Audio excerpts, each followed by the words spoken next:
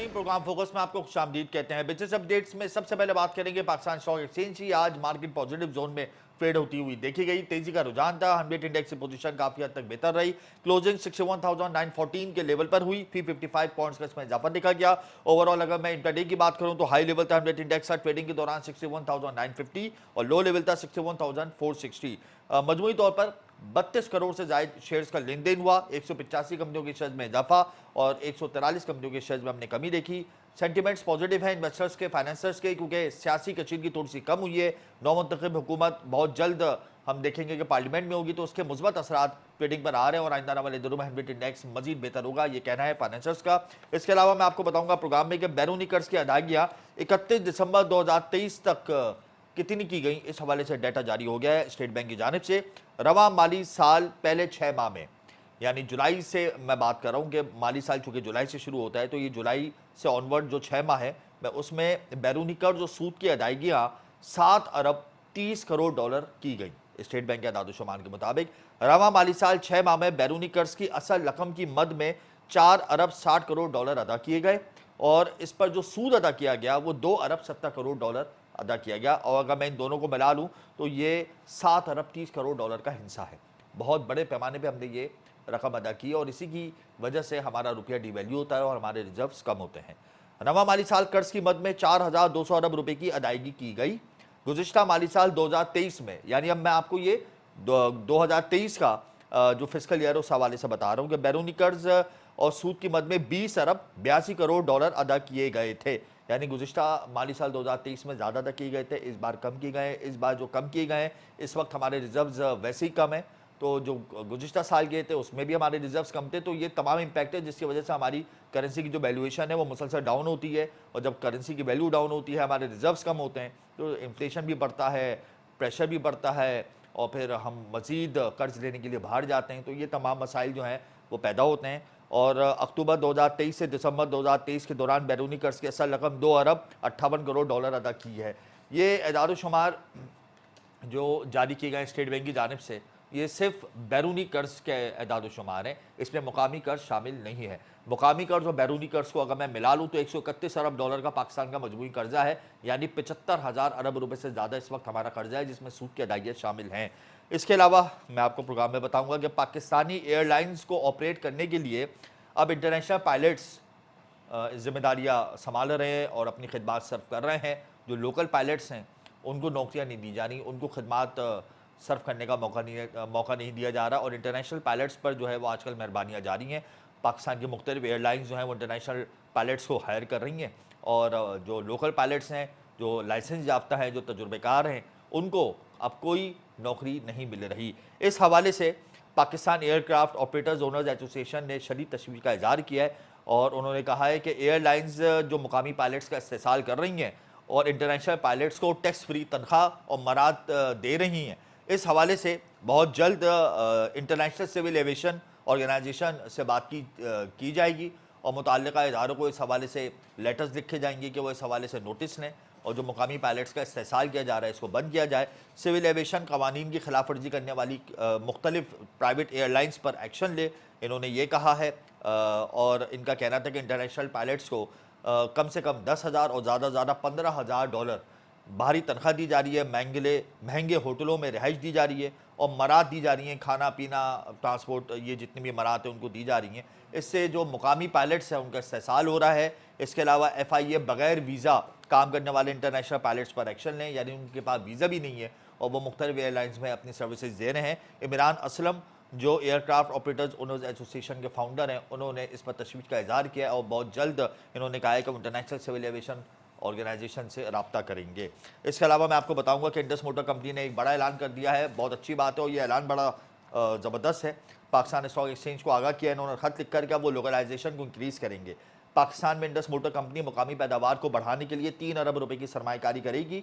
Indus motor company गाड़ियों की तैयारियों के लिए मुकामी यानी लोकल मैन्युफैक्चरर्स जो हैं उनको बड़े ऑर्डर्स देंगे कि वो गाड़ियों के पुर्जाजात यानी गाड़ियों की जो पार्ट्स हैं वो बनाएं और वो यहाँ पर इस्तेमाल किए जाएंगे। इससे बहुत बड़ा फ़ायदा होगा मुल्की मशरक़ को। वो ये होता है कि जब इंडस मोटर कंपनी हो या दूसरी जैसे सुजुकी हो गई या होंडा हो गई, ये अपने पार्ट्स बाहर से मंगवाते हैं, جب یہ باہر سے منگوائیں گے تو ہمیں ڈالرز دینے ہوں گے, امپورٹ بل ہم نے ادا کرنا ہوگا ڈالرز میں.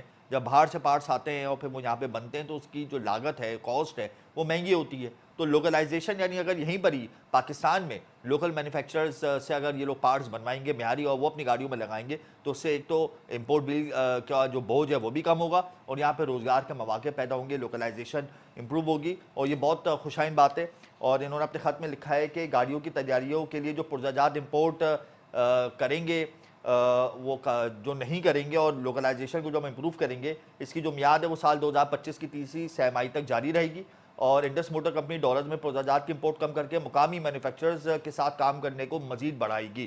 خوشائن بات ہے, اپنے لیٹر کے اندر پاکستان اسٹاک ایکسچینج کو آگاہ کیا. اس کے علاوہ نیشنل سیونگ اسکیم نے منافع میں کمی کا اعلان کر دیا ہے. کچھ لوگ کہہ رہے ہیں کہ یہ جو کمی ہو رہی ہے اس سے ہو سکتا ہے کہ آئندہ والے دور میں انٹرسٹ ریٹ کم ہو جائے, لیکن اب یہ فارمولے اپلیکیبل نہیں ہیں.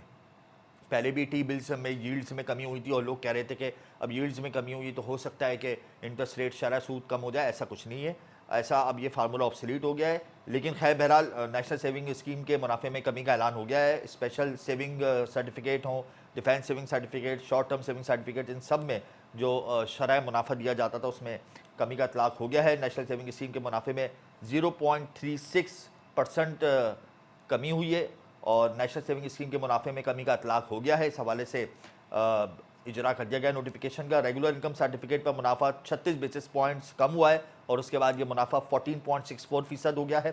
ڈیفینس سیونگ سرٹیفکیٹ میں منافع 55 بیسس پوائنٹس کم ہوا ہے, اس کے بعد یہ منافع 13.67% ہو گیا ہے. اور شارٹ ٹرم سیونگ سرٹیفکیٹ پر منافع 58 بیسس پوائنٹس کم ہوا ہے اور اس کے بعد یہ منافع 19.76% ہو گیا ہے. اچھی بات ہے, منافع کم ہوا ہے, ییلڈز میں بھی کمی ہوئی ہے, منافع میں بھی کمی ہوئی ہے, ایکسپیکٹیشن کی جا رہی ہے. لیکن جب مہنگائی نہیں کنٹرول ہوگی تو شرح سود بھی کم نہیں ہوگا. یہ فارمولہ ہمارے ملک میں اپلائی ہوتا ہے اور افسوس کے ساتھ کہنا پڑتا ہے یہ ان ممالک میں فارمولہ اپلائی ہوتا ہے جہاں پہ کیش ٹریڈ نہ ہو, ٹیکس بیس پیمنٹ سسٹم ہو. ہمارے ملک میں کیش ٹریڈ ہے, پھر بھی ہم یہ فارمولہ اپلائی کرتے ہیں.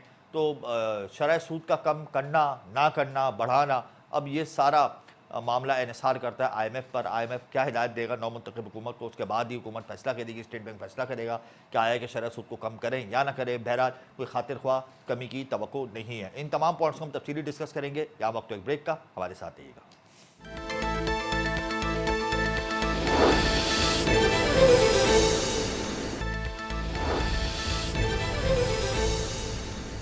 Welcome back. اس وقت ہمیں پروگرام میں جوائن کر چکی ہیں سینئر معاشی تجزیہ کار شاہدہ وزارت. بہت شکریہ میڈم, آپ نے اپنا قیمتی وقت دیا. بیرونی قرض کی ادائیگیاں 31 دسمبر 2023 تک کا ڈیٹا جاری ہو گیا ہے اور اس میں 6 ماہ میں بیرونی قرض اور سود کی ادائیگیاں 7 ارب 30 کروڑ ڈالر کی گئی ہیں. یعنی اتنی ہم نے بیرونی قرضوں میں رقم جمع کرا دی ہے اور سود کے ساتھ جمع کرائی ہے. تو اب آئندہ والے دنوں میں ہم کیسے سروائیو کریں گے میڈم؟ دیکھیے, میں نے بارہا کہا ہے کہ میرے پاس اور ایسے آلٹرنیٹیوز موجود ہیں جس سے ہم اپنے قرضوں کی ادائیگی بھی کر سکتے ہیں اور اس سے ہماری معیشت پہ کوئی برے اثرات بھی نہیں پڑیں گے.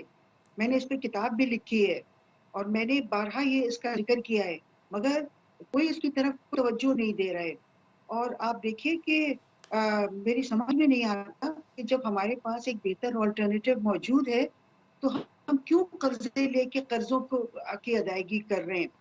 اور یہ تو بالکل ہمیں ڈیٹ ٹریپ میں پھنسا دیا گیا ہے.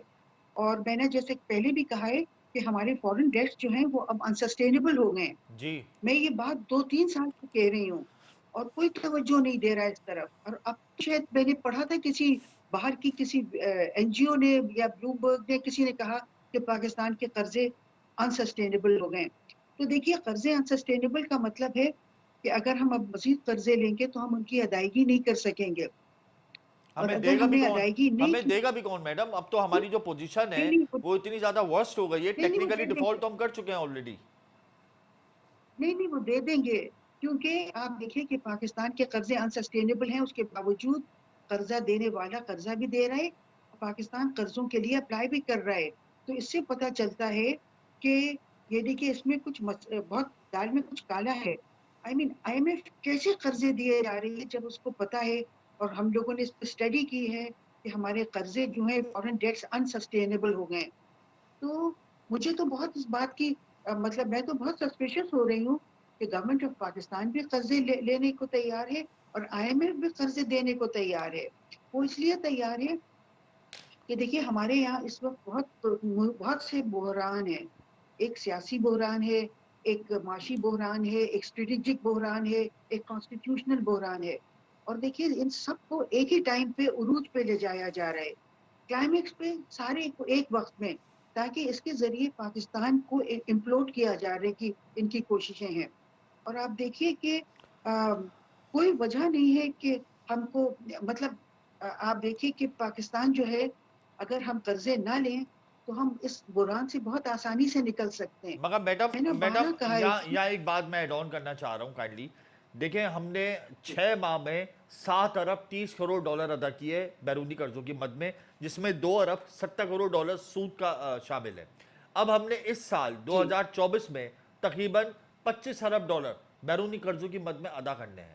اگر ہم ان قرضوں کو ری شیڈول بھی کر لیں یا بات چیت کر کے بولیں اس کی تھوڑی میعاد میں آپ توسیع کر دیں، تو 12 سے 13 ارب ڈالر تو ہم نے اس سال ادا کرنے ہی کرنے ہیں. اور 2 سال میں یعنی 2025 بھی اگر میں انکلوڈ کر لوں تو 75 ارب ڈالر ہم نے بیرونی قرضوں کی مد میں ادا کرنا ہے. کس طریقے سے کریں گے ہم، کیسے کریں گے میڈم؟ اب ہمارے پاس پوٹینشیل تو ہے، ہم کر سکتے ہیں، لیکن ابھی فی الوقت تو ہم اس پوزیشن میں نہیں ہیں کہ ہم کوئی اسٹیپ اٹھا سکیں. کریں گے کیا؟ فوری طور پہ ہم کو کیا کرنا چاہیے؟ دیکھیے فوری طور پہ میں نے اپنی کتاب میں اسٹریٹجیز بنائی ہیں، short term, medium term and long term. جی. اور ان کے شارٹ ٹرم ذریعے میں کیا آپ اور نے اس کتاب میں لکھا ہے؟ شارٹ ٹرم کا کیا فارمولا ہے؟ شارٹ ٹرم میں تو یہ ہے کہ دیکھیے جب آپ کے اتنے برے حالات ہیں تو آپ کیوں کتے بلی کا کھانا امپورٹ کر رہے ہیں؟ آپ کتے بلی کا کھانا کر رہے ہیں، آپ پھل کر رہے ہیں، سبزیاں کر رہے ہیں، چاکلیٹس کر رہے ہیں اور چیز کر رہے ہیں اور تمام یعنی کہ تعیشات کر رہے ہیں. اشرافیہ کے بچوں کے لیے کر رہے ہیں. اشرافیہ اپنی زندگی یہاں آسائشوں کے ذریعے گزارنا چاہتی ہوں، ان کے لیے کر رہے ہیں. اب اشرافیہ کو کون کنٹرول کرے گا؟ دیکھیے اشرافیہ کے لیے اگر آپ اس ملک کی ایگزسٹینشیل تھریٹ کا آپ کو فکر نہیں ہے، آپ کو اشرافیہ کی زیادہ فکر ہے، تو پھر تو آپ کی پرائرٹیز بالکل صحیح نہیں ہے. اس کے علاوہ جو اور شارٹ ٹرم کے وہ ہیں وہ یہ ہے کہ دیکھیے گورنمنٹ کی تعیشات دیکھیے، گورنمنٹس کس طرح رہ رہی ہیں بالکل شاہانہ طریقے سے. جو بھی حکومت میں آتا ہے وہ لگتا ہے کسی شاہی خاندان سے اس کا تعلق رہا ہے. اور آپ دیکھیے کہ موجودہ گورنمنٹ نے کیئر ٹیکرز جو ہیں انہوں نے جتنے خرچے کیے ہیں وہ بجٹ میں جتنا ایلوکیٹڈ تھا اس سے ڈبل خرچہ کر دیا ہے. اور یہ لوگ جس طرح سے رہتے ہیں، ان کے جو پروٹوکول پہ خرچے ہوتے ہیں اور ان کے جو شاہانہ طریقوں پہ جب یہ باہر سفر کرتے ہیں، تو اس سب کو ختم کرنے کی ضرورت ہے. اگر ایسے شاہانہ لوگ جو ہیں وہ حکومت میں آ رہے ہیں تو پھر ان سے معذرت کر لی جائے کہ آپ مت آئیے حکومت میں. اور دیکھیے غریب لوگوں پہ اور مڈل کلاس پہ اتنی سختیاں ہیں کہ ان کی روٹی بھی آپ نے چھین لی ہے. اور دولت مند لوگوں کو آپ نواز رہے ہیں. آپ گورنمنٹس اس طرح رہ رہی ہیں جیسے بالکل بادشاہ اور شاید ڈاکٹر صاحبہ، مطلب اتنا جب ایک غریب ملک ہے. سال ایک سال میں حکومت اپنے خرچوں پر، اپنی مراد پر تقریباً 18 سے 20 ارب ڈالر خرچہ کرتی ہے. یہ IMF اور ورلڈ بینک کی رپورٹس ہیں. تو آئندہ والی حکومت بھی اب اس سے زیادہ ہی کرے گی. یہ تو اب گزشتہ حکومتوں کا حال تھا. تو اب اس طریقے سے ہم کس طریقے سے سروائیو کریں گے؟ حکومت تو ٹیکس بڑھاتی رہے گی، ابھی مزید 2.5 ٹریلین کے ٹیکسز لگنے والے ہیں. کیسے سروائیو کریں گے ہم لوگ؟ دیکھیے گورنمنٹ یہ کر رہی ہے کہ یہ اپنے خرچوں میں، اخراجات میں کوئی کمی نہیں کر رہی ہے اور غریب لوگوں پر ان کی کھال بھی ادھیڑ رہی ہے. مطلب اب بس یہ کسر رہ گئی ہے کہ لوگوں کی کھالیں ادھیڑ دی جائیں. ورنہ آپ دیکھیں تو اس لیے گورنمنٹس کے خرچے کم ہونے کی ضرورت ہے. آپ یہ کہہ رہے ہیں کہ گورنمنٹس کے یہ خرچے ہیں، اس کے لیے کہاں سے آمدنی ہو؟ میں کہہ رہی ہوں گورنمنٹس کے یہ خرچے نہیں ہیں، ہم نہیں برداشت کر سکتے گورنمنٹ کے خرچے. ان کے خرچے کم کیے جائیں اور اگر وہ اتنی شاہانہ انداز میں رہنے کے عادی ہیں تو پھر ان سے معذرت کر لی جائے کہ وہ ہم نہیں افورڈ کر سکتے اتنی شاہانہ حکومت. اور یہ سارے تعیشات کو امپورٹ کرنا بند کر رہے ہیں. اور پھر ہم جو اسینشیل گڈس کر رہے ہیں، پیٹرول کر رہے ہیں، گیس کر رہے ہیں اور یہ چیزیں ہم اس کے ڈالرز کے بدلے دے رہے ہیں. مگر ہمیں ملکوں نے، ایران نے اور رشیا نے ہمیں آفر کیا ہے کہ اگر ہم ڈالرز کے بجائے ہم لوکل کرنسی میں پے کر سکتے ہیں. انہوں نے کہا ہے ہم بارٹر ٹریڈ پہ کر سکتے ہیں. یہ بھی شارٹ ٹرم کے میجرز ہیں کہ ہم گیس اور تیل اور جو ہمارے اور اشیاء ہیں جو ہم امپورٹ کر سکتے ہیں ریجن سے، ایران سے، رشیا سے، اس کے بدلے ہمیں ڈالرز پے کرنے کی ضرورت نہیں ہے. ہم ٹریڈ کے بدلے ٹریڈ کر سکتے ہیں، بارٹر ٹریڈ کر سکتے ہیں. اور اس کے علاوہ مگر لوکل میڈم کرنسی ہمارے ہے پاس تو نہ بارڈر ٹریڈ کی کوئی پالیسی ہے نہ ریجنل ٹریڈ کی کوئی پالیسی ہے.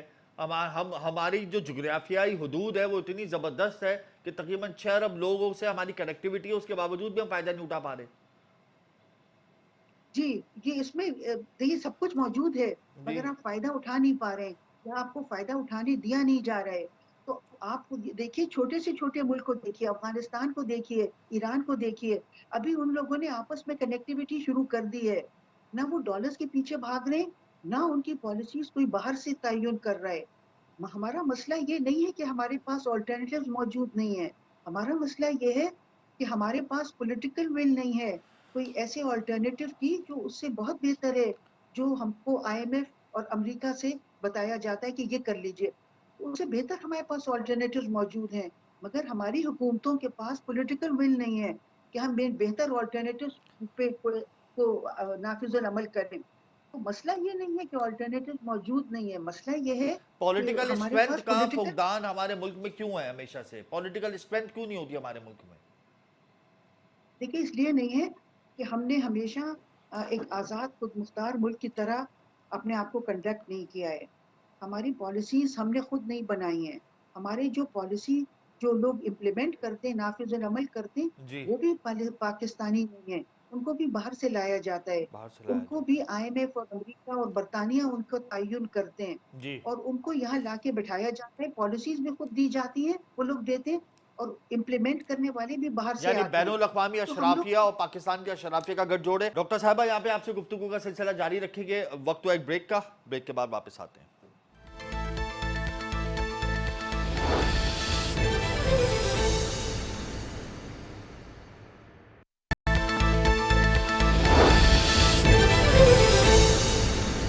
Welcome back. ڈاکٹر صاحبہ ہمارے پاس ایک برکس کا بڑا زبردست آپشن ہے, ہم لوگ برکس میں جا سکتے ہیں.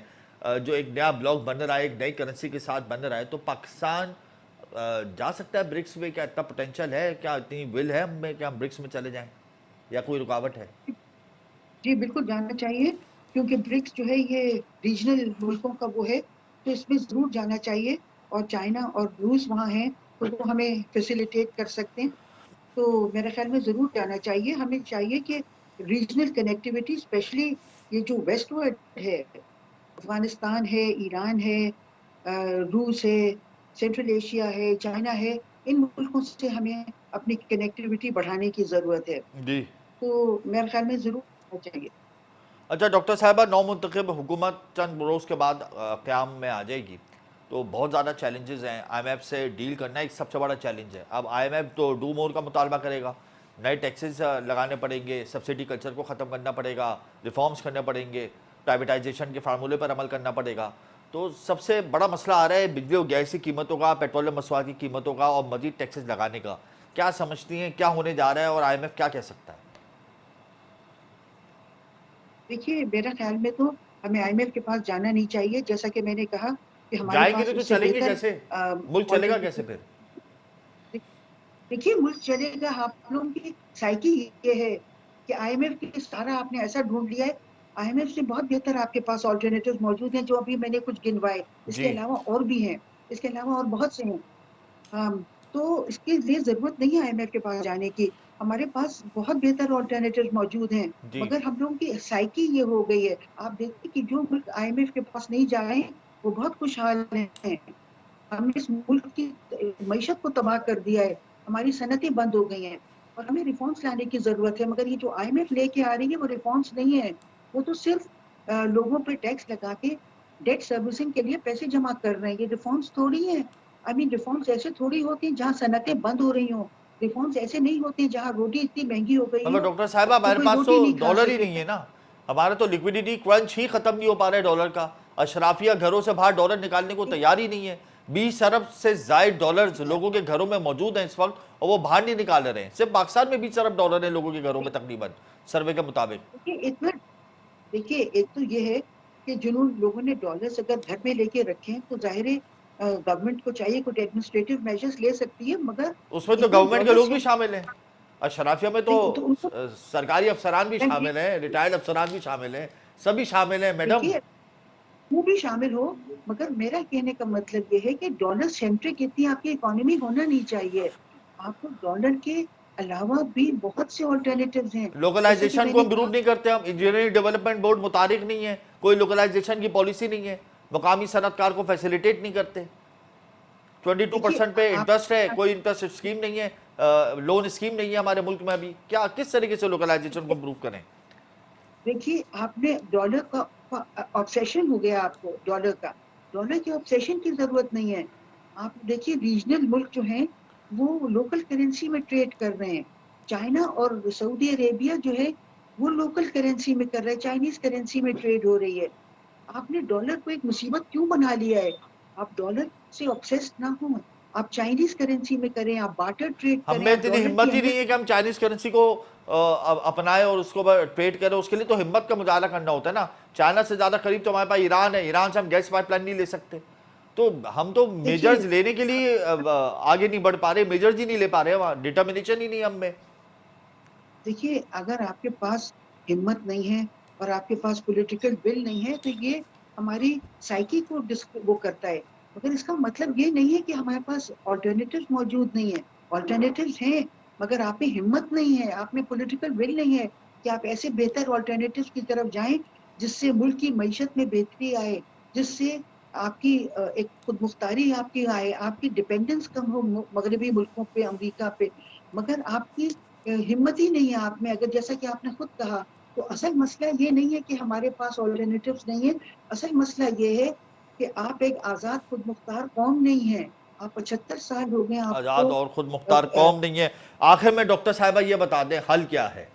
حل تو آپ بتا رہی ہیں کہ دیکھیے آپ لوکلائزیشن کو امپروو کریں، الٹرنیٹ سولوشنز پہ جائیں، یہ تو آپ حل بتا رہی ہیں مستقل. اب ان حل کے علاوہ آپ نے کہا کہ پوٹینشل بھی ہونا چاہیے، ول بھی ہونی چاہیے، پولیٹیکل اسٹرینتھ بھی ہونی چاہیے. یہ سب ہے ہمارے ملک میں، لیکن ایک مافیا ہے جو ہمارے ملک کو آگے نہیں بڑھنے دیتی. اس مافیا کو میں اشرافیہ کا نام دے دیتا ہوں. ایک عالمی اشرافیہ، ایک مقامی اشرافیہ. اب عوام کیا کرے گی؟ عوام کے سامنے تو مہنگائی کا پہاڑ کھڑا ہوا ہے اس وقت. رمضان کی آمد ہے، اجناس کی قیمتوں میں شربہ اضافہ ہو جائے گا، بجلی، گیس، پیٹرولیم مصنوعات کی قیمتوں میں اضافہ ہو جائے گا. نو منتخب حکومت ٹیکسز لگانے کو تیار ہے. تو آپ کیا سمجھتی ہیں سروائیول کیسا ہوگا؟ سال 2024 کیسا رہے گا ہمارے لیے؟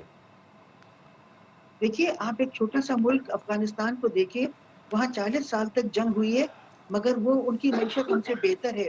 اور اس کی وجہ صرف یہ ہے کہ افغانستان جو ہے وہ آزاد اور خود مختار ملک ہے.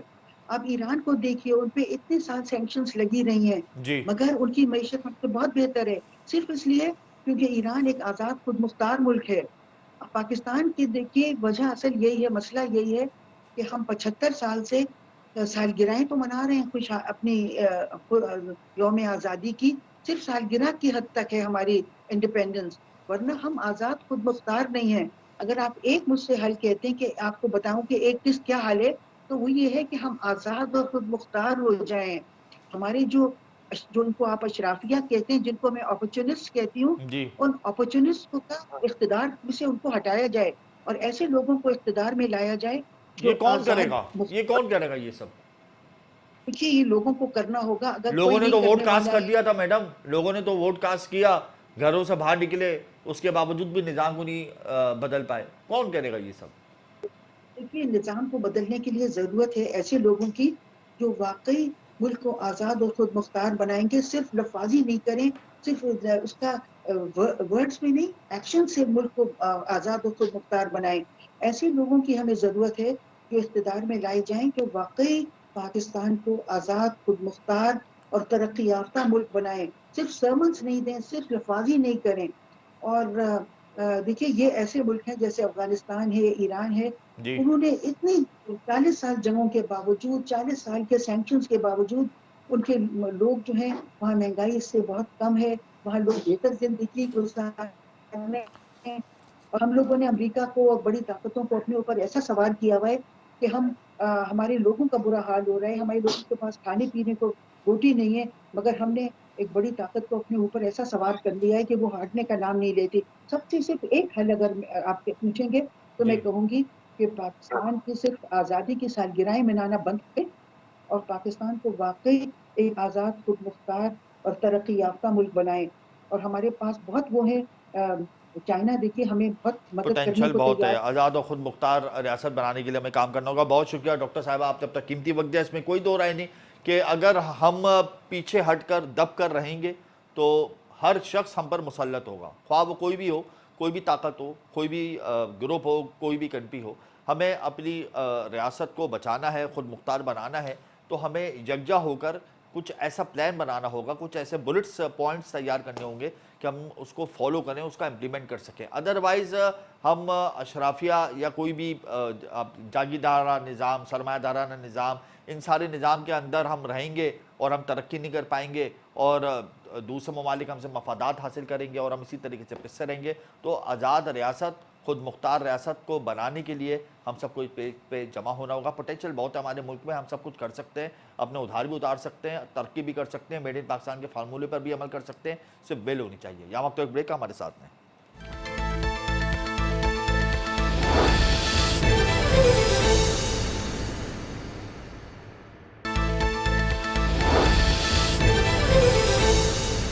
Welcome back programme. इस वक्त हमें ज्वाइन कर चुके हैं जौहर अली कंधारी, सदर Korangi association trade and industry. बहुत शुक्रिया जौहर साहब, आपने अपना कीमती वक्त दिया। 9 सेंट्स पे बिजली मिलेगी, ये हम सुन रहे थे, ऐलानात हो रहे हैं और हुकूमत ने, उबूरी हुकूमत ने फार्मूला बना लिया है। IMF के पास गया, IMF ने मुस्तरद कर दिया। अब 9 सेंट पे सनतों को कोई बिजली नहीं मिलेगी। अब जब 9 सेंट पे बिजली नहीं मिलेगी तो सनतें किस तरीके से एक्सपोर्ट करेंगी? क्या हम एक्सपोर्ट का टारगेट हासिल कर पाएंगे? जो कि हम नहीं कर पाएंगे, तो बस सनतों का चलना अब कैसे होगा आइंदा आने वाले दिनों में? क्योंकि बिजली और गैस तो मजीद महंगी हो जाएगी। फेडरेशन चैम्बर ऑफ कॉमर्स से भी हाथ खड़े कर दिए, वफाकी वजीर ने भी हाथ खड़े कर दिए। अब इंडस्ट्रियल कहाँ जाएगा, इंडस्ट्रियलिस्ट कहाँ जाएगा, कैसे सर्वाइव करेगा? देखिए, शुक्रिया भाई, सबसे पहले बहुत शुक्रिया आपका, आपने ज्वाइन किया। असल में बुनियादी बात है कि गैस वाली बात आपकी है। मैं इससे पहले एक और बात कर लूँ कि जो मेन कोर इशू इस वक्त इंडस्ट्री को है या हमारी इकॉनमी को है ना, वो है पॉलिटिकल इंस्टेबिलिटी। जब तक आप सियासी इस्तेकाम नहीं लेके आएंगे, माशी इस्तेकाम नहीं आ सकता। ये समझने की जरूरत है। चार्टर ऑफ डेमोक्रेसी पे हमने पिछले 15-20 साल से बहुत सुन लिया, बहुत पढ़ लिया। अब चार्टर ऑफ इकॉनमी की बात करनी होगी। अब जो भी हुकूमत बन रही है उनको मिल बैठ के सबसे पहले तमाम इख्तलाफात से हट के वॉर फुटिंग लेवल के ऊपर मईशत के हवाले से उसको इस्तेकाम देना होगा। ये नहीं चल सकता। हम कई ज़माने से खींचते आ रहे हैं कि आपकी इंडस्ट्री ख़त्म हो रही है, इंडस्ट्री वेयर हाउस में कन्वर्ट हो रही है, चाइना से इम्पोर्ट होकर वहाँ पे माल रखा जा रहा है। आज वो स्टेज है कि वो इम्पोर्ट भी खत्म हो गई है, वो इंडस्ट्री बंद होंगी, लोग उसका स्टेटस चेंज कराएंगे और वहाँ पे या तो टावर बनेंगे या रेजिडेंशियल प्रोजेक्ट बनेंगे। एक इंडस्ट्री अगर छोटी सी कॉटेज इंडस्ट्री भी लगती है तो 200-300 आदमी को रोजगार मिलता है। तो पूरा का पूरा इलाका क्या, जिस रेट का एनर्जी आउटरीच की आपने बात की, गैस की 99 सेंट की और बिजली की, भाई देखें इस वक्त हम 30% ज्यादा cost of doing business bear कर रहे हैं अपने रीजन के। इस ग्लोबल विलेज में यहाँ पे दुनिया सारी एक मोबाइल फोन पे कारोबार करती है, कैसे हम कम्पीट कर सकते हैं? टोटली इम्पॉसिबल है, नहीं हो सकेगा। इंडस्ट्री खत्म हो जाएगी और इस मुल्क के रिवाइवल का, इकोनॉमिकल रिवाइवल का वाहिद एक ही सोल्यूशन है कि आप इंडस्ट्रियलाइजेशन को बढ़ाएं, इसका नेटवर्क बढ़ाएं, इसको सहल करें, इसको आसान करें। पहली बात तो बिजली गैस के जो रेट हैं वो नाकाबिले बर्दाश्त हैं। कहीं से भी हमें उसको हमारे उसकी जो तवक्को है कि कहीं कुछ रिलीफ मिल जाएगा। ये जो नौ मुंतखब हुकूमत आ रही है कुछ रिलीफ दे देगी, IMF से जिरा करेगी, IMF को कन्विंस कर लेगी कि भाई 9 सेंट नहीं तो 10 सेंट पे दे दो। कुछ है, उम्मीद है आप लोगों को या नहीं है? उम्मीद पे ही चल रहे हैं पिछले कई सालों से। अब भी उम्मीद लगा के बैठते हैं। जब भी पॉलिटिकल सेटअप चेंज होता है, जब नया आता है, चाहे वो निगरा की सूरत में आए या इलेक्टेड गवर्नमेंट आए, तो सबसे ज्यादा पर उम्मीद हम ही होते हैं कि यार, क्योंकि हम जब ये हुकूमत में ये लोग नहीं थे उस वक्त हम अपना दुख इनको बयान करते हैं। जब हुकूमत में नहीं होते तो फिर इजीली एक्सेसिबल होते हैं ना, हमें मिल जाते हैं। तो हमने अपना दुख बयान किया। आज वो हुकूमत में आ रहे हैं तो हमारी वो तमाम दरख्वास्त जो हम अपनी ज़ात के लिए नहीं, इस मुल्क के लिए, इस मुल्क में इंडस्ट्रियलाइजेशन के लिए जो बुनियादी प्रॉब्लम्स हैं जिसको हर आदमी समझता है, अगर उस पर बैठ के आज वॉर फुटिंग लेवल पे इस पर काम नहीं होगा तो ये बड़ी, मुझे नहीं नजर आता, मैं बड़े वसूल से कह सकता हूँ कि नहीं चल पाएगा सर। ऐसा ऐसा चीजें खत्म हो रही हैं, घुल रही हैं, जैसे पानी में नमक खुलता है इस तरीके से इंडस्ट्रियों के, जिनके 5 यूनिट है उन्होंने 3 यूनिट के बंद कर दिए। 1 यूनिट बंद किसी टेक्सटाइल सेक्टर का होता है, 2-2.5 हजार आदमी उससे फारिग हो जाता है। ये लोग कहाँ जाएंगे? अच्छा जौहर साहब एक बात मेरे जहन में आई है अभी। चले मान लिया महंगी बिजली है, महंगी गैस है, तो हम अल्टरनेट सोल्यूशंस पे क्यों नहीं जाते? हम बायोगैस टेक्नोलॉजी को क्यों नहीं इस्तेमाल करते? हम सोलर एनर्जी की तरफ क्यों नहीं जाते? सही है हुकूमत की नाअहली है, मान लिया, हमारे अंदर बहुत सारी खामियां हैं, लाइन लॉसेज है, मान लिया, IMF के प्लान में है, नहीं कर सकते कुछ, मान लिया, लेकिन आप लोग खुद साख्ता तौर पे اپنے برتے پر بہت کچھ کر سکتے ہیں, کیوں نہیں کر رہے ہیں, وجہ کیا ہے؟ اپنے بل پہ جو کر سکتا تھا نا ایک انڈسٹری, دیکھیں ایک پورا کا پورا میکینزم الٹرنیٹ انرجی کا پورے سسٹم کے لیے بنانا وہ کسی کے لیے بھی وائبل پروجیکٹ کے لیے نہیں ہوتا. انڈسٹری ایک لمیٹڈ ریسورسز میں کام کرتی ہے, لمیٹڈ بجٹ میں کام کرتی ہے. یہ کام تو حکومت کے ہے نا بھائی. ہم مطلب جنریٹر سولر پینل تو آپ خود بھی خرید سکتے ہیں, اپنی انڈسٹری میں لگا سکتے ہیں, حکومت نے اس کے اوپر ٹیکسز کم کر دینا ہے, امپورٹ ڈیوٹی کے اوپر کچھ کمی کر دینی ہے, خریداری تو اور سیٹلمنٹ تو آپ لوگوں کا خود کا معاملہ ہے. دیکھیں سولر پینل کے لیے جگہ چاہیے, سولر پینل کے لیے اس کا پورا سیٹ اپ چاہیے. ایک انڈسٹری کوئی 2 4 5 10 کلو واٹ سے تو نہیں چلتی نا, وہاں پہ تو ہزاروں کلو واٹ کی بات ہوتی ہے. اتنا بڑا سیٹ اپ بنانے کے لیے تو انڈسٹری سے بڑی جگہ اس کو سولر پینل لگانے کے لیے چاہیے ہوگی. ہاں کوئی چھوٹی انڈسٹری 1500 گز پہ اس نے اپنی چھت پہ سولر پینل لگا دیا, لیکن سولر پینل کی بھی ایک کاسٹ ہے, اس کی بھی مینٹیننس کاسٹ ہے. وہ اسٹینڈ بائی سورس تو بن سکتی ہے لیکن پرائم سورس نہیں بن سکتی. پرائم سورس تو ہمارے پاس یا تو بجلی ہو یا گیس. کہ آپ نے کہا کہ انڈسٹری کام کرے, آج اگر گورنمنٹ گیس دے رہی ہے تو اس پہ جو جنریٹر لگے ہوئے ہیں, جو بھی کیپٹیو پاور پہ لوگ کام کریں, وہ تو انڈسٹری نے اپنے سورس سے لگائے نا. گورنمنٹ نے ہمیں جنریٹر تو نہیں دیا کہ آپ جنریٹر سے جو ہے نا بجلی پیدا کر کے اپنی انڈسٹری چلائیں. لیکن پرائیویٹ سیکٹر یا انڈسٹری جا کے نہیں لا سکتا, یا وہ کوئی بھی آپ کسی بات کی, کوئلہ ہے, ونڈ ہے, سولر ہے, یہ سب الٹرنیٹ سورس تو ہیں, لیکن اس کا میکینزم, اس کا پورا سسٹم تو اوبویسلی گورنمنٹ نے ہی بنانا ہے. بالکل صحیح کہہ رہے ہیں. اچھا اب یہ بتائیں کہ اشفاق تولہ جو سابق وزیر مملکت برائے ریونیو تھے, ہمارے پروگرام میں آئے اور انہوں نے کہا کہ مزید 2.5 ٹریلین کے ٹیکسز ایڈ آن ہوں گے, اور ایکسپورٹر سے بہت زیادہ ناراض تھے. کرنسی ویلیوشن کے حوالے سے بھی انہوں نے بات کی. تو اب بات یہ کہ ایکسپورٹرز کو ملنے والی مراحت پر بھی انہوں نے کہا کہ فوکس کرنا چاہیے. پھر انہوں نے کہا کہ مزید ٹیکسز ایڈ آن ہونے چاہیے. تو اگر مزید ٹیکسز ایڈ آن ہوتے ہیں آئی ایم ایف کے کہنے پر, ظاہر سی بات ہے agriculture sector out of tax net ہے, اس کو ٹیکس نیٹ میں لانا ہوگا. تو آپ کو نہیں لگتا کہ آئندہ آنے والے دن مزید کڑے ہونے والے ہیں آپ لوگوں کے لیے؟ سر ٹیکس کلچر کی آپ نے بات چھیڑ دی, ہمارا بڑا فیوریٹ سبجیکٹ ہے بھائی. مسئلہ یہ ٹیکس کلچر میں تو ہمارے پاس اتنے ریفارمز ہوتے ہیں, اتنی پالیسی چینج ہوتی ہے. میں اکثر ہی بات کہہ رہا ہوں کہ 1961 میں ایک ایکٹ بنا تھا انڈیا میں انکم ٹیکس کا, وہ آج تک چل رہا ہے. یہ ہر 6 مہینے بعد, ہر نئے سیٹ اپ کے بعد ایک نئی پالیسیز آ جاتی ہیں, اور وہ نقصان یہ ہے کہ پالیسیز نہ بنانے والوں کو پتہ ہے, نہ چلانے والوں کو پتہ ہے, اور جن پہ وہ امپلیمنٹ ہو رہی ہے, نہ جن پہ ہمیں بھی اس کا نہیں پتہ, نہ کوئی ٹریننگ ہے, نہ کوئی سسٹم ہے. اب مسئلہ یہ کہ سب سے سافٹ کارنر جو نظر آتا ہے, چاہے وہ آئی ایم ایف ہو چاہے وہ گورنمنٹ ہو, وہ یہ کہ یار ٹیکس کیسے, مطلب ریونیو کیسے جنریٹ کریں جن کو ہم آگے دے سکیں, وہ ایک ٹیکس نظر آتا ہے. یا وہ لیوی جو گورنمنٹ لگاتی ہے, جیسے پیٹرول کے اوپر بھی 60 روپے کی لیوی ہے. اب مسئلہ یہ کہ یہ وہ بھی 70 روپے کی ہونے والی ہے تھوڑے دنوں کے بعد. بالکل ہونے والی ہے, ابھی 60 کی 75 کی ہونے والی ہے, اور دوسرے کاسٹ لگا کے 85 روپے سے شاید اوپر بن جائے. بالکل یہ بھائی کہ اگر آپ انہی لوگوں کو نچوڑتے رہو گے تو یہ تھک جائیں گے نا. مطلب ہم ہمیشہ کہتے ہیں ٹیکس نیٹ ورک بڑھائیں, لوگوں کو ٹیکس میں لائیں, کیسے لے کے آئیں. آپ وہ کنڈنسیو انوائرمنٹ تو دیں, آپ لوگوں کو ایز تو کریں. آج آپ کو میں بتاؤں کہ لوگ اپنے پیسے بینکوں میں رکھتے ہیں, گھر میں رکھ نہیں سکتے سیکورٹی رسک کے, اور اسی پیسے نکالنے کے لیے 0.6% دیتے ہیں. کسی نے 10 لاکھ روپے اگر اپنے پیسے بینک میں رکھے تو 6,000 روپے وہ ٹیکس دے دیتا ہے گورنمنٹ کو, لیکن فائلر نہیں بنتا, ریٹرن فائل نہیں کرتا. کیوں؟ اس کی بنیادی وجہ ہے کہ وہ ڈرتا ہے اس بات سے, جس دن میں فائلر بن جاؤں گا تو مجھے نوٹس بھی آئے گا, میرا آڈٹ بھی کھلے گا, مجھے ہراسمنٹ بھی ہوگی, مجھے اور ان چیزوں سے پریشان کیا جائے گا. تو بہتر یہ کہ بھائی ابھی کاسٹ دے کے اپنے آپ کو بچا لو, ٹیکس میں نہیں آؤ. جب یہ مائنڈ سیٹ آپ کے ماسز کا ہوگا, دیکھیں انڈسٹری یا کارپوریٹ سرکل کے پاس تو چوائس ہی نہیں ہے, وہ تو ٹیکس آئے گا ہی آئے گا, اس کو آنا ہی پڑتا ہے. لیکن جب ہم بات کرتے ہیں نیکسٹ ریٹ بڑھانے کی, تو اس کے لیے پھر ہمیں اس کو اسپریڈ کرنے کے لیے جب تک کہ آپ ایز نہیں کریں گے, لوگوں کو کانفیڈنس نہیں دیں گے, انہیں آسان اور پراپر سولوشن نہیں دیں گے, تو اس کے بغیر آپ کو سوچیں کہ آپ کے لوگ نہیں آئیں گے. ایف بی آر میں جو ابھی ریفارمز کیے ہیں موجودہ وزیر خزانہ نے, وہ بہتر ہیں آپ کی نگاہ میں؟ دیکھیں ریفارم سارے, میں آپ سے پہلے کہا کہ ہر چیز بن کے آ جاتی ہے, اس کی امپلیمنٹیشن غلط ہے نا, اس کی امپلیمنٹیشن غلط ہے. بالکل صحیح کہہ رہے ہیں, راتوں رات ایس آر او کا اجرا ہو جاتا ہے, ہمیں خود نہیں پتا ہوتا کہ کب کون سا ایس آر او آ جائے. بالکل صحیح کہہ رہے ہیں. آخر میں یہ بتا دیں جوہر صاحب, جو اپ کمنگ گورنمنٹ ہیں ان سے امیدیں ہیں یا مایوس ہو گئے مکمل؟ دیکھیں ہم مایوس تو پچھلے کئی سالوں سے مایوسی میں چلے آ رہے ہیں, اس میں کوئی شک نہیں. اور بول بول کے بتا کے تجاویز دے دے کے, ایک بجٹ جیسی چیز کے اوپر بھی ہم ٹرک بھر کے تجاویز یہاں سے بھیجتے ہیں, لیکن پڑھی بھی جاتی ہے, سمجھی بھی جاتی ہے, لیکن ہمیں بہت کم ریشیو نظر آتا ہے ہماری تجاویز کا جو اس میں ڈالا گیا ہے. کیونکہ جو بجٹ بنانے والے ہیں ان کے اپنے کچھ مسئلے ہیں. ایک طرف آپ کی تجاویز ہے, ایک طرف آئی ایم ایف کی تجاویز ہے, پلڑ تو آئی ایم ایف کی تجاویز کا ہی باری ہے. تو آپ کو امیدیں ہیں اپ کمنگ گورنمنٹ سے کچھ حالات بہتر ہو جائیں گے؟ کچھ ہے امیدیں؟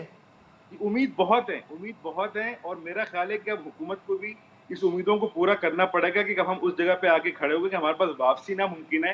اب وہ ہم نے کشتیاں جلا دی ہیں. اب اس کے بعد تو یا تو پھر ڈوبنا ہوگا یا مرنا ہوگا, کیونکہ چلانے کے لیے سیٹ اپ کو اب معیشت کے اوپر فوکس کر کے تمام سیاسی چیزوں کو ایک طرف کر دیں کچھ ٹائم کے لیے, اس پہ بیٹھ جائیں, جو لوگ سمجھتے لے کے جو امیدیں لگا کے ہم بیٹھے ہیں اس کو خدا کے لیے کسی حد تک تو پورا کریں تاکہ نظام صنعت کا چل سکے. ورنہ یقین کریں مجھے نظر نہیں آتا, بہت ڈپریشن ہے, بہت مایوسی ہے, لوگ ویٹ اینڈ سی پہ چلے گئے, کوئی کام نہیں کر رہے, صرف انتظار کر رہے ہیں. بہت شکریہ جوہر صاحب, آپ نے اپنا قیمتی وقت دیا. مساک جمہوریت کی تو سب بات کرتے ہیں, مساک معیشت کو سامنے رکھ کر اب ہمیں اپنی لائن ڈرا کرنی ہوگی. انڈسٹریلسٹ بہت زیادہ پریشان ہیں.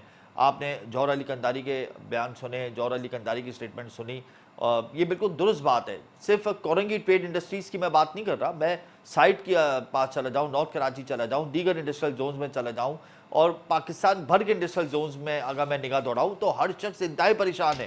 بجلی گیس کے جو ٹیرف ہیں اس میں ہوش ربا اضافہ ہو رہا ہے, ٹیکسز ایڈ آن ہو رہے ہیں, پھر ڈیمانڈ اینڈ سپلائی کی جو ایک چین ہے وہ مکمل طور پہ ڈسٹرب ہو گئی ہے. ہم اپنے ایکسپورٹ کا ٹارگٹ حاصل نہیں کر پائیں گے, ریمیٹنس کا ٹارگٹ حاصل نہیں کر پائیں گے, ہم انٹرنیشنل آرڈرز کو فلفل کرنے کی پوزیشن میں نہیں ہے. آئندہ آنے والے دنوں میں مزید ٹیکسز لگیں گے, بجلی گیس پیٹرولیم مسائل کی قیمتوں میں اضافہ ہوگا. کس طریقے سے نظام زندگی چلے گا؟ انڈسٹریلسٹ تو چلیں ایک الگ معاملہ ہے, اگر میں ڈومیسٹک لیول پہ چلا جاؤں تو لوگوں کی زندگیاں مکمل طور پہ مفلوج ہو گئی ہیں. تو اب معیشت کو چلانا ہے تو پالیسی کو اپنانا ہوگا, کوئی نہ کوئی مؤثر پالیسی کو, کسی نہ کسی ملک کی پالیسی کو آپ لے کر آئیں, کسی کی ملک کے ماڈل کو آپ اپنائیں اور اپنے ملک کے اندر میڈ ان پاکستان کا فارمولہ لے کر آئیں, لوکلائزیشن کو امپروو کریں. ادروائز ہمارے لیے مسائل کے انبار کھڑے ہوئے ہیں اور مزید بڑھیں گے اگر ہم نے فوری طور پہ کوئی اسٹیپ نہیں اٹھایا. مجھے یہاں اجازت دیجیے, پروگرام کا وقت ختم ہوتا ہے. اللہ حافظ.